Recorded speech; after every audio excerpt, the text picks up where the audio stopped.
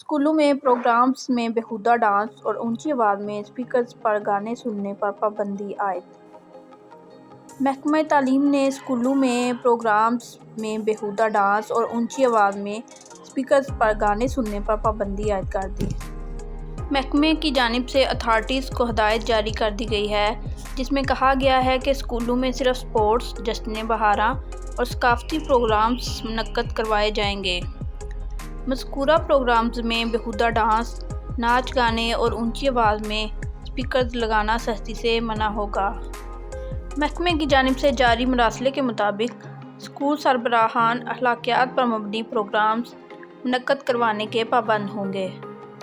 اس کے علاوہ صرف پاکستانی کلچر سے متعلقہ پروگرامز کا انعقاد کروائے جائیں گے۔ احکامات کی خلاف ورزی پر متعلقہ اسکول سربراہان کے خلاف کارروائی کی جائے گی۔